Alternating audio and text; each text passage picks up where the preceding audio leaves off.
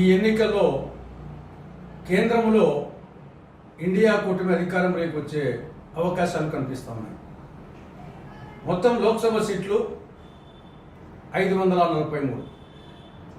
ఏ party అయినా single పార్టీగా అధికారంలోకి రావాలంటే మ్యాజిక్ ఫిగర్ 272 లోక్సభ సీట్లు గెలవాలి.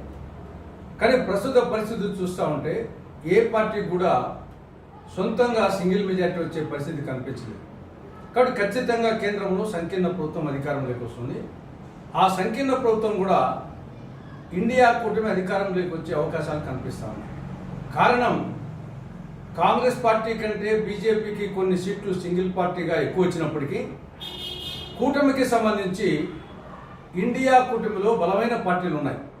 డిఎంకే కానీ, ఎస్పీ కానీ, ఆర్జేడీ కానీ, తృణమూల్ కాంగ్రెస్ కానీ, ఎన్సీపీ శరద్ పవార్ కానీ, శివసేన ఉద్ధవ్ ఠాక్రే కానీ ఈ బలమైన పార్టీలు ఉన్నాయి.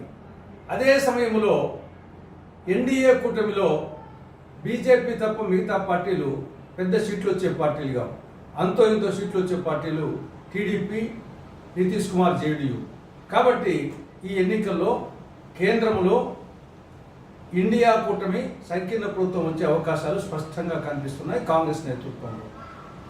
ఇక ఆంధ్రప్రదేశ్కు సంబంధించి ఒకసారి 2014 ఎన్నికల ఫలితాలు పునరావృతం కావచ్చేమో అనిపిస్తా ఉంది. 2014లో కూడా ఏ పార్టీకి స్వీప్ రాలేదు. మొత్తం సీట్లు 175 అయితే మ్యాజిక్ ఫిగర్ 88. 2014లో టీడీపీకి 102 వచ్చాయి, జగన్ పార్టీకి 67 వచ్చాయి. అంటే పెద్ద స్వీప్ లేదు. కానీ 2019లో స్వీప్ జగన్ పార్టీకి 151, టీడీపీకి 23 వచ్చాయి. ఈసారి ఎన్నికల్లో 2014 ఎన్నికల ఫలితాలు దాదాపు రిపీట్ కావచ్చేమో. స్వల్ప మెజార్టీతో టీడీపీ కూటమి, అంటే టీడీపీ, జనసేన, బీజేపీ కూటమి అధికారంలోకి రావచ్చేమో అనే అభిప్రాయం కలుగుతూ ఉంది.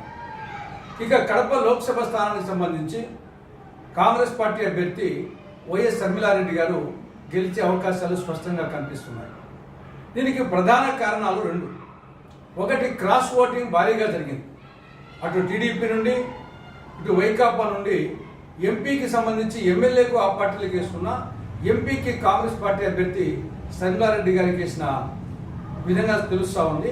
దీనికి తోడు మైనార్టీలు, ముస్లిం మైనార్టీలు, క్రిస్టియన్ మైనార్టీలు, వీళ్ళు కూడా భారీ సంఖ్యలో గణనీయంగా కాంగ్రెస్ అభ్యర్థికి ఓటేసిన విధంగా తెలుస్తూ ఉంది. కాబట్టి కడప లోక్సభ స్థానంలో కాంగ్రెస్ అభ్యర్థి షర్మిలారెడ్డి గారు గెలిచే అవకాశాలు, రాష్ట్రంలో టీడీపీ నేతృత్వంలో ఎన్డీఏ కూటమి, కేంద్రంలో కాంగ్రెస్ నేతృత్వంలో ఇండియా కూటమి అధికారంకి వచ్చే అవకాశాలు కనిపిస్తా ఉన్నాయి.